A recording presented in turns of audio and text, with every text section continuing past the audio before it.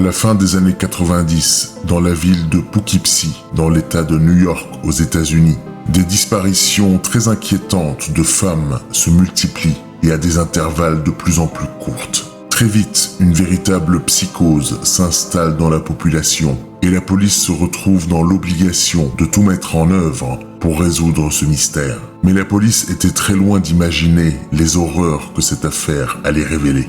Bonjour à toi, âme innocente, je suis Azazel, l'archange des ténèbres. Je suis venu dans ton monde pour sonder le plus sombre de l'âme humaine. Aujourd'hui, je vais donc te raconter l'histoire terrifiante, mais vraie, du tueur en série Kendall François, aussi surnommé le tueur de Poughkeepsie. Mais avant que je ne débute ce récit, suis ton destin et abonne-toi à cette chaîne. L'heure est maintenant venue de plonger avec moi dans les abîmes.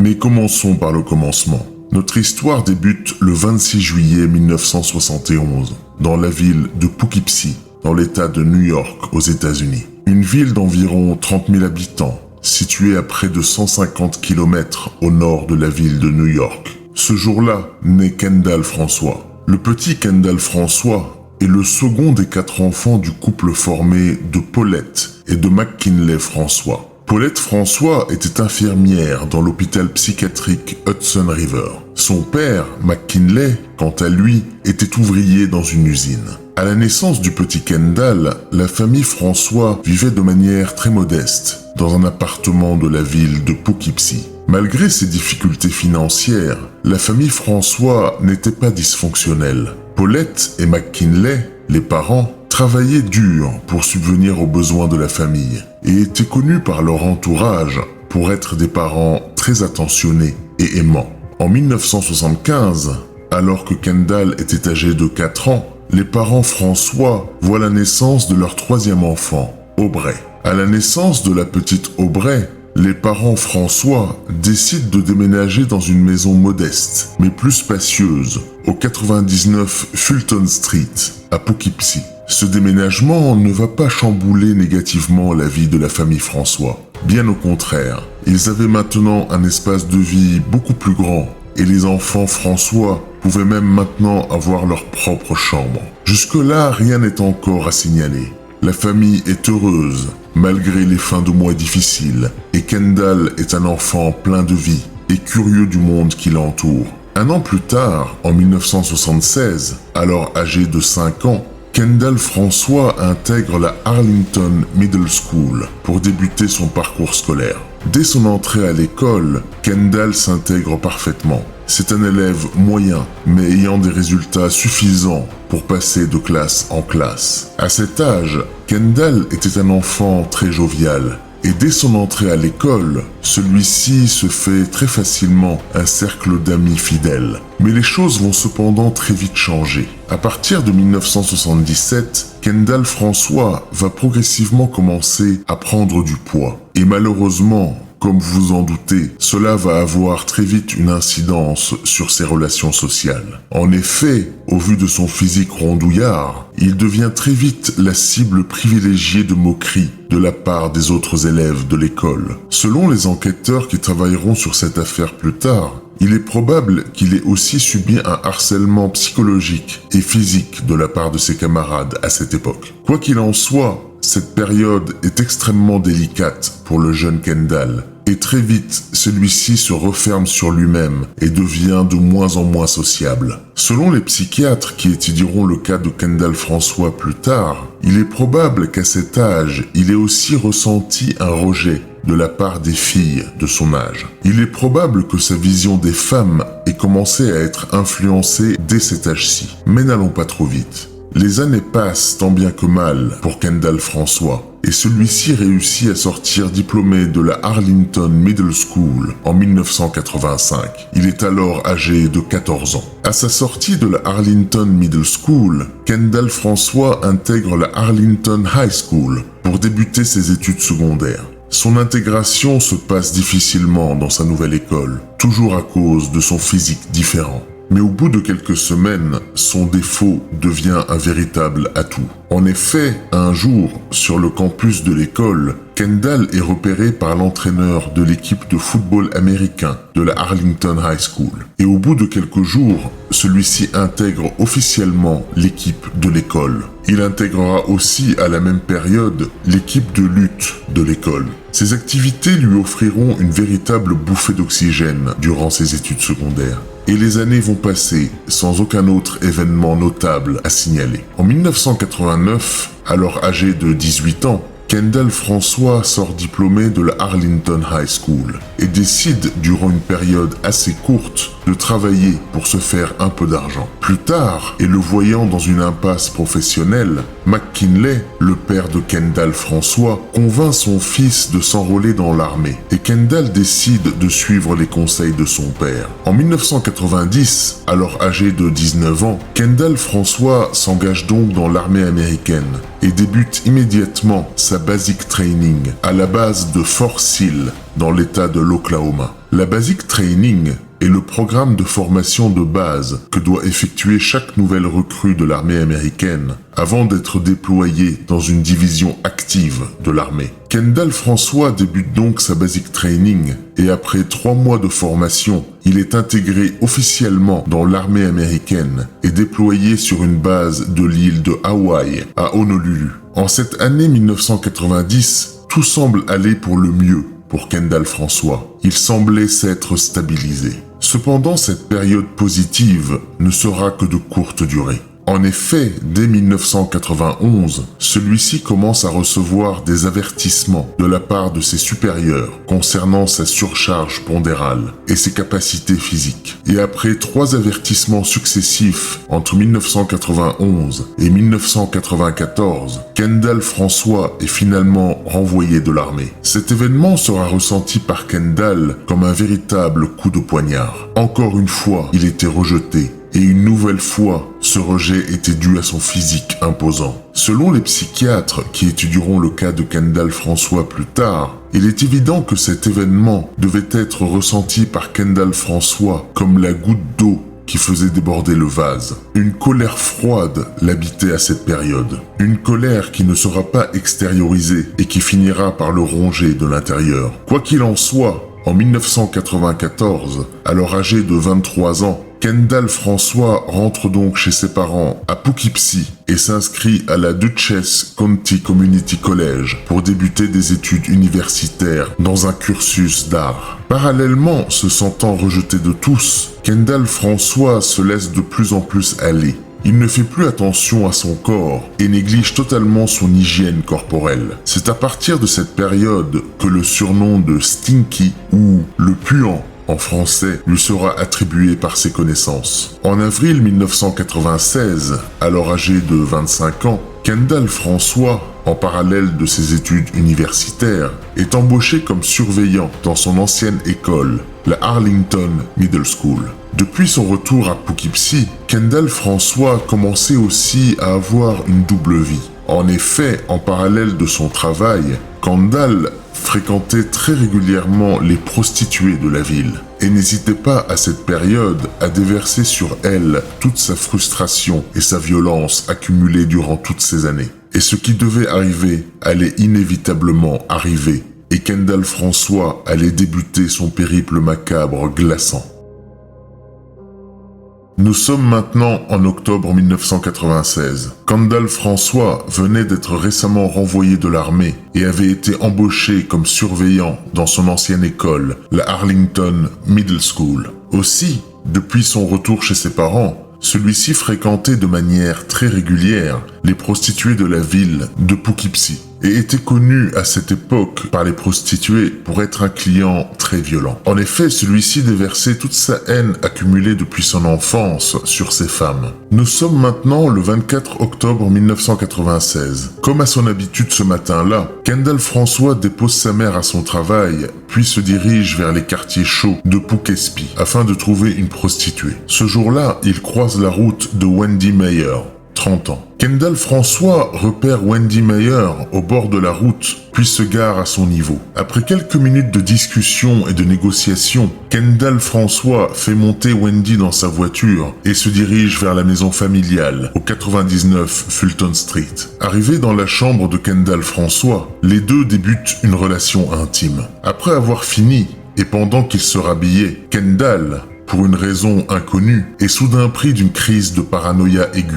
En effet, celui-ci pense que Wendy lui avait volé de l'argent. Une violente dispute éclate alors entre les deux et après quelques secondes, Kendall François frappe Wendy Meyer au visage, la faisant tomber au sol. Après que Wendy ait chuté, Kendall, aveuglé par la rage, se rapproche de Wendy et se place au-dessus d'elle. Puis soudain, celui-ci porte les mains au cou de Wendy et commence à l'étrangler. Il l'étranglera avec une telle force que les os hyoïdes de la jeune femme, situés au-dessus du larynx, se briseront sur le cou. Wendy ne survivra pas à cet étranglement. Après avoir tué Wendy, Kendall François, dans un état second, va alors tirer le corps de Wendy jusque dans la salle de bain avant de la laver et d'emballer le corps dans des sacs poubelles noirs et de placer le corps dans le grenier de la maison. 2 jours plus tard, le 26 octobre 1996, le petit ami de Wendy Meyer, inquiet de ne pas avoir de nouvelles d'elle, déclare sa disparition à la police. Évidemment, à ce stade, la police considérait ce cas comme une simple disparition. Aucun corps n'avait été retrouvé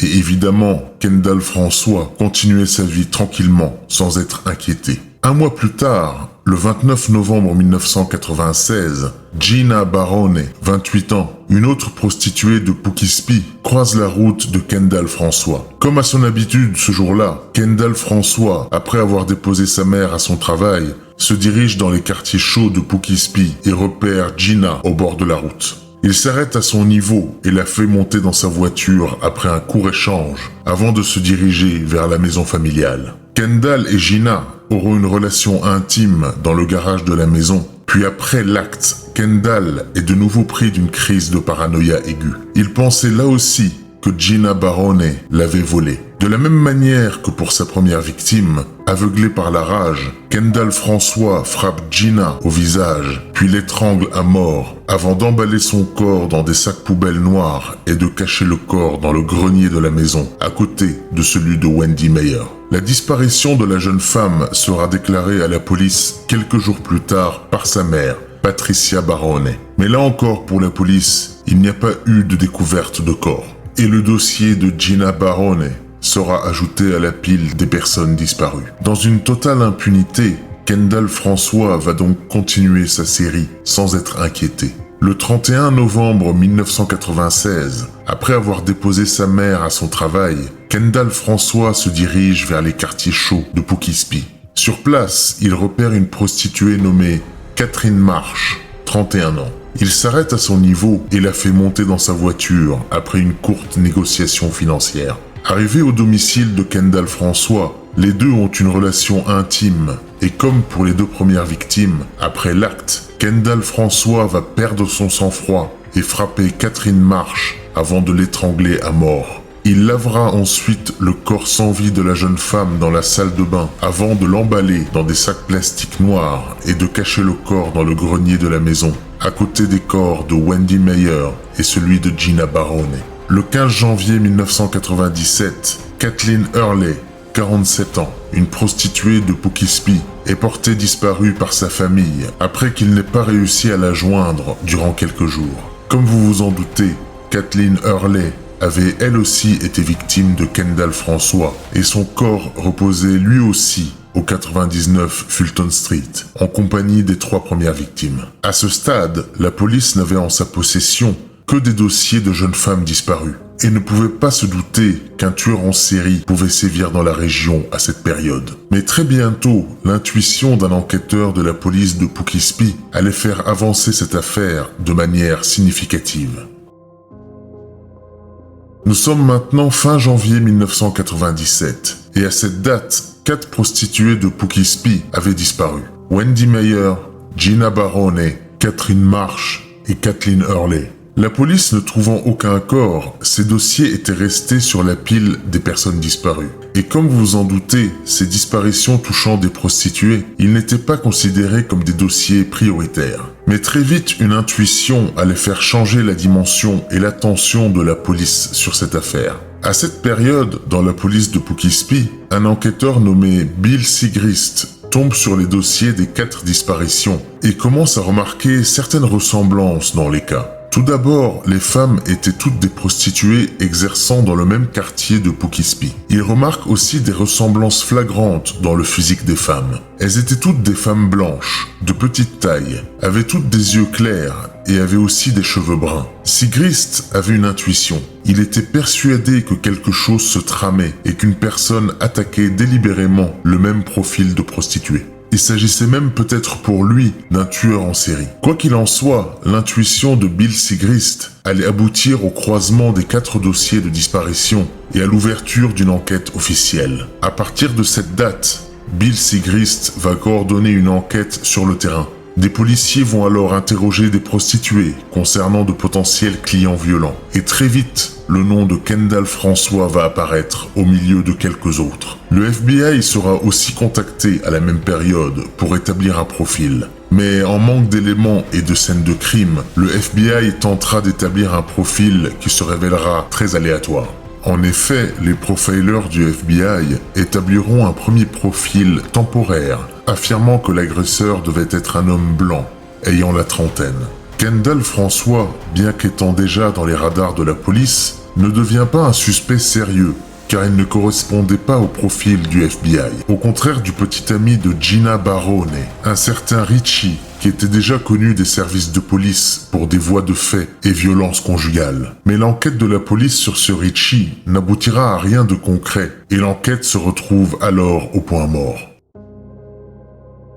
Nous sommes maintenant en février 1997. Dans le quartier chaud de Poughkeepsie, Marie-Hélène Giacone, 29 ans, croise la route de Kendall François. Comme à son habitude, celui-ci la repère sur la route, puis la fait monter dans sa voiture avant de la conduire chez lui. Il aura alors un rapport intime avec elle et l'étranglera à mort par la suite. Après l'avoir tuée, il emballera son corps dans des sacs poubelles et cachera le corps dans le grenier de la maison, en compagnie des autres corps. En octobre 1997, Michelle Eason est portée disparue par sa famille. Michelle était aussi une prostituée de Poughkeepsie, mais à la différence des premières victimes, Michelle était afro-américaine. Mais malgré cette différence dans le profil de la victime, la police liera tout de même ce dossier aux autres dossiers de disparition. En décembre 1997, ces multiples disparitions de prostituées dans la ville de Poughkeepsie commencent à attirer l'attention de la presse. Et un premier article évoquant l'affaire paraît le 14 décembre 1997 dans le Poughkeepsie Journal.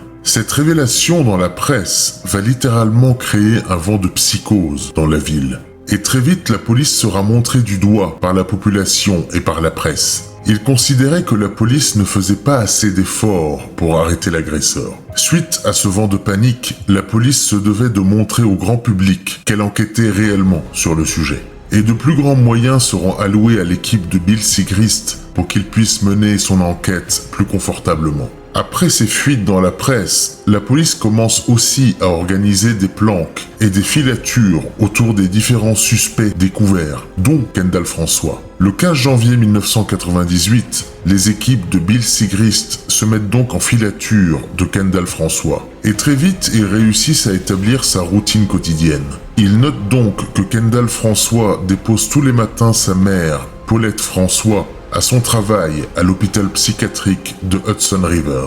Puis, après avoir déposé sa mère, Kendall François se dirige vers le quartier chaud de Poughkeepsie pour aller à la rencontre des prostituées. Après quelques jours de filature, le 18 janvier 1998, Bill Sigrist décide donc d'aborder Kendall François et lui demande s'il voulait bien le suivre afin qu'il puisse lui poser quelques questions. Kendall François accepte et suit l'agent Sigrist au poste de police. Durant l'entretien, Kendall François ne va rien admettre concernant les disparitions des femmes. Il va rester très calme et ne pas se compromettre. Suite à cet entretien, la police n'ayant rien contre Kendall François et n'ayant aucune preuve solide, se trouve dans l'obligation de le laisser partir. Si vous pensez que cet entretien va refroidir Kendall François et le pousser à se tenir à carreau, vous vous trompez. Cela n'aura absolument aucun impact sur lui. Pour preuve, seulement 5 jours après cet entretien, Kendall François va encore frapper. Le 23 janvier 1998, soit seulement 5 jours après son entretien avec l'enquêteur Bill Sigrist, Kendall François était en chasse, comme à son habitude, dans les quartiers chauds de Poughkeepsie, lorsqu'il croise la route d'une prostituée nommée Laura Gallagher. Il s'arrête donc à son niveau, puis après quelques minutes de négociation sur le tarif de la prestation, Laura Gallagher monte dans la voiture de Kendall François et le couple se dirige vers la maison de celui-ci. Mais cette fois-ci, Kendall François allait perdre le contrôle de la situation. Après leur relation intime, Kendall se met donc en colère comme à son habitude et frappe Laura Gallagher. Mais dans un réflexe de survie, celle-ci réussit à repousser Kendall François et à prendre la fuite alors que celui-ci était à terre. Laura Gallagher, après quelques semaines de réflexion, se rendra finalement au bureau de la police de Poughkeepsie le 26 février 1998 et portera officiellement plainte contre Kendall François. Suite à cette plainte, Kendall François sera donc arrêté quelques jours plus tard, le 5 mars 1998. Lors de son interrogatoire, Kendall François va avouer avoir agressé Laura Gallagher. Suite à cet interrogatoire, Kendall François sera donc inculpé pour agression et voie de fait sans préméditation. Quelques semaines plus tard, le 18 mai 1998, Kendall François passe devant le juge pour son audience préliminaire et décide de plaider coupable pour les faits qui lui sont reprochés. Le fait de plaider coupable va sûrement avoir un impact positif pour lui sur le résultat du procès, puisqu'il ne sera condamné qu'à 15 jours de prison pour cet acte. Oui, vous avez bien entendu, seulement 15 jours. Le poids de cette condamnation pose question. Le fait que la victime soit une prostituée a-t-il joué sur la sentence? Quoi qu'il en soit, Kendall François purgera donc sa peine de 15 jours et sortira libre. Cette décision scandaleuse du juge fera beaucoup parler après coup, comme vous pouvez vous en douter. Quoi qu'il en soit, début juin 1998, Kendall François se retrouve donc libre et plus que jamais avide de violence. Nous sommes maintenant en juin 1998. Kendall François venait de sortir de prison après une peine de 15 jours, après avoir agressé une prostituée de Poughkeepsie nommée Laura Gallagher. Le 13 juin 1998, Kendall François reprend ses habitudes et se met en chasse dans les quartiers chauds de Poughkeepsie. Au bout de quelques minutes, il repère une prostituée nommée Sandra Jean French, 51 ans. Il s'arrête donc à son niveau et après quelques minutes de discussion, il la fait monter dans sa voiture et le couple se dirige vers la maison de Kendall François au 99 Fulton Street.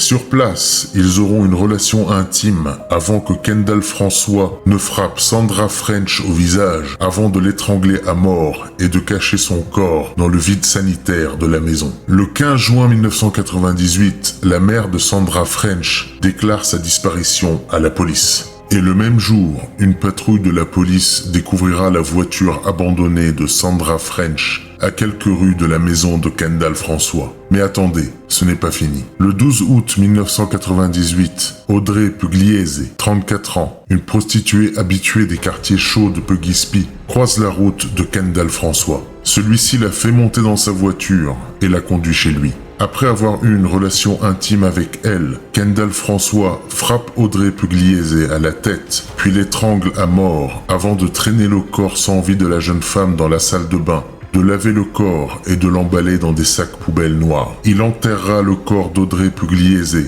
dans le vide sanitaire de la maison. Je le rappelle, la maison de Kendall François est la maison familiale de la famille François et dans laquelle habitaient toujours ses parents et ses 3 sœurs. Mais nous y reviendrons un petit peu plus tard dans cette histoire. À ce stade, la police constatait que les disparitions se multipliaient. Mais rien n'était simple. Ils n'avaient aucune scène de crime et n'avaient même jusque-là trouvé aucun corps. Sans ces preuves, il était compliqué pour eux de pouvoir avancer significativement. Ils avaient quelques suspects, mais rien de suffisamment concluant pour pouvoir demander au juge des mandats de perquisition et autres mandats d'arrêt. Cependant, ils mettaient des choses en œuvre pour pouvoir agir et pourquoi pas en flagrant délit. Dans cette optique, dès juin 1998, la police avait contacté une prostituée nommée Katina Newmaster, qui avait l'habitude d'être une indique pour la police dans des affaires concernant les trafics de stupéfiants. La police la contacte donc dans le cadre de l'affaire des prostituées disparues,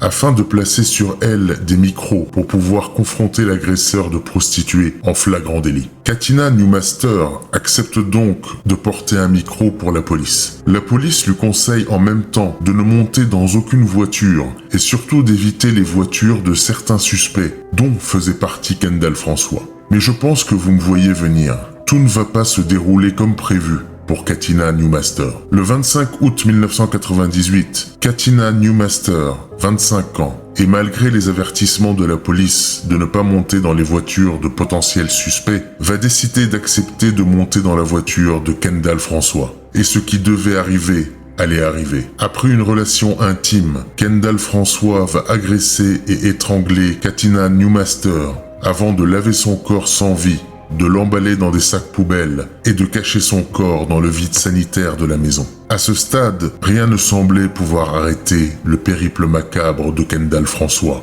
Les disparitions se multipliaient et les corps s'entassaient dans la maison au 99 Fulton Street. Mais bientôt, un événement allait venir rebattre les cartes.